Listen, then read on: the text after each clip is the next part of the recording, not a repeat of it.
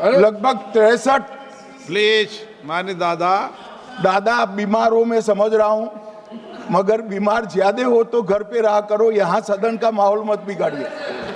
मान्यवर, सरकार के तहत काम नहीं करते। अगर जब चर्चा होती है और कुछ सवाल खड़े किए जाएंगे तो इसका जवाब कौन देगा? मान्यवर, जब उन्होंने कहा कि हम चुनाव सुधार पर चर्चा करने के लिए तैयार है, हम तुरंत मान गए और आज चुनाव सुधार पर ही चर्चा हुई। मान्यवर, लगभग 63। प्लीज माननीय दादा बीमार हो, मैं समझ रहा हूं, मगर बीमार ज्यादा हो तो घर पे रहा करो, यहां सदन का माहौल मत बिगाड़िए। मान्यवर,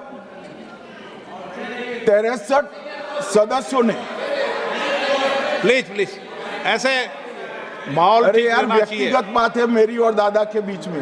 माहौल ठीक रहना चाहिए। मान्यवर, 63 सदस्यों ने पक्ष और विपक्ष से इस चर्चा में हिस्सा लिया है और जो चर्चा का समय हुआ था तय, उससे ज्यादा आपने समय लिया है, इसलिए भी मैं आपका धन्यवाद व्यक्त करना चाहता हूं। मान्यवर, चर्चा तय हुई थी चुनाव सुधारों के लिए, मगर ज्यादातर विपक्ष के सदस्यों ने एसआईआर पर ही चर्चा करी। अब चर्चा इन्होंने जिस तरह से शुरू करी है, जवाब तो मुझे देना पड़ेगा मान्यवर, और मैं मानता हूं उनको सुनना भी चाहिए। मान्यवर, इस एसआईआर पर, गहन पुनर्निरीक्षण पर एक तरफा 4 महीने से झूठ फैलाया और देश की जनता को गुमराह करने का प्रयास किया। और मेरा आग्रह है सदन के पक्ष और विपक्ष के सभी सदस्यों, मैंने एसआईआर की प्रक्रिया का, इससे जुड़े हुए संवैधानिक अनुबंधों का और भूतकाल में जो एसआईआर हुए वो सभी का गहन अभ्यास किया है। मैं आज आपके माध्यम से इस सदन को और सदन के माध्यम से पूरे देश की जनता को जो झूठ विशेषकर कांग्रेस पार्टी द्वारा फैलाया गया है, वो झूठ का मेरे तर्कों के हिसाब से जवाब देना चाहता हूं। आप बेटे बेटे ज्ञान मत दीजिए। मान्यवर, ये देश के संविधान में,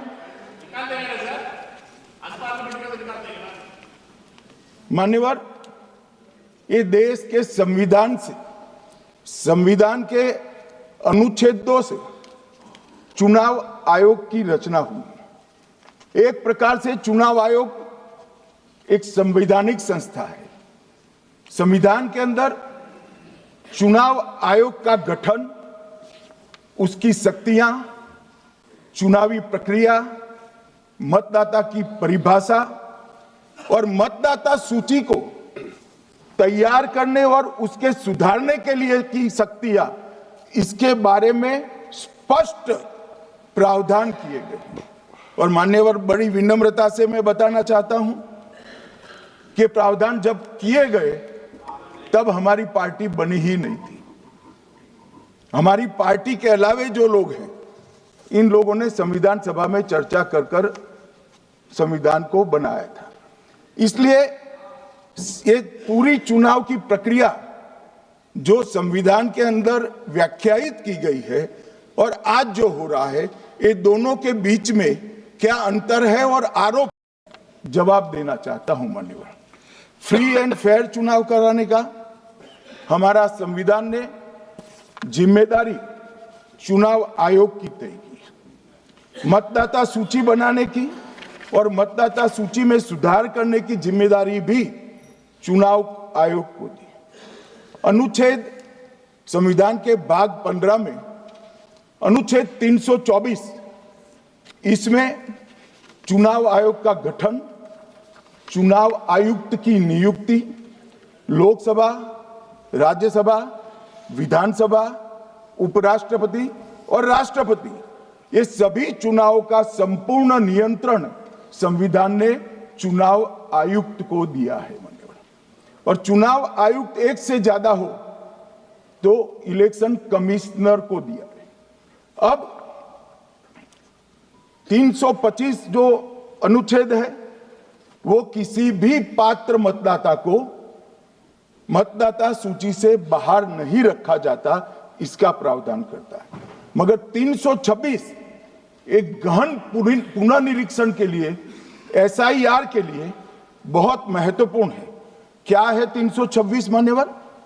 इन्होंने मतदाता की पात्रता, योग्यता और मतदाता होने की शर्तें आर्टिकल 326 में तय की है। और वो शर्तें क्या है? सबसे पहली शर्त है कि मतदाता। अध्यक्ष महोदय जी, मैं आपकी बहुत धन्यवादी हूं कि आपने मुझे चुनावी सुधारों पर बोलने का मौका दिया है, खासकर इसलिए क्योंकि मैं एक नई सांसद हूं, मुझे दूसरों का नहीं पता उनका कैसा अनुभव रहा, लेकिन पिछला ये एक साल मेरे लिए खासकर विपक्ष से रिलेटेड जो है बहुत ही ज़्यादा चिंताजनक रहा है। एक तरह से ट्रॉमेटिक मैं इसे कह सकती हूँ। हर दिन इन्होंने यहाँ पे तमाशा किया है, हमारा दिल दहल जाता था इनको देखकर। SIR ये वेल में उतर जाते थे। यहाँ पर इन लोगों ने डराना, धमकाना, धक्का मुक्की, ऐसा कोई इन्होंने किसी तरह की कोई बदतमीजी नहीं है जो एक भी दिन इन्होंने संसद भवन चलने नहीं दिया। हम जनता के प्रतिनिधि हैं, हम यहाँ पर उनकी आवाज लेकर आते हैं, हम कुछ सीखने आते हैं, हम नए सांसद हैं।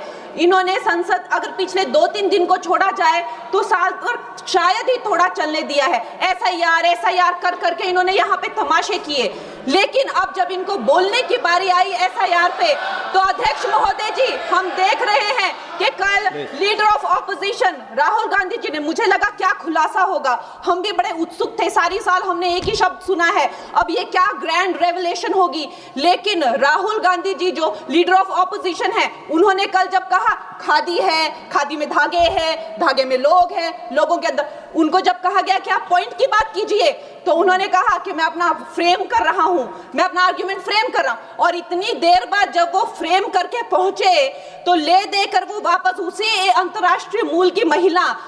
अध्यक्ष जी, मैं एक महिला होने के नाते आपसे रिक्वेस्ट करना चाहती हूं कि every woman is entitled to her dignity. वो अंतर्राष्ट्रीय मूल की है, विदेशी महिला है, लेकिन उन्होंने कितनी बार आकर उन्होंने सोशल मीडिया पे कहा है कि मैं कभी भारत नहीं गई हूं, मेरा हरियाणा चुनाव से कुछ लेना देना नहीं है। लेकिन फिर भी ये लोगों ने बिना किसी ठोस सबूत के उनका यहाँ पे फोटो बना के उन्होंने उनको उछाला, यहाँ पे उनकी तस्वीर उछाली यहाँ पर और यहाँ पर प्लेक कार्ड यूज करना भी अलाउ नहीं है। इन्होंने फिर भी नियमों का उल्लंघन किया।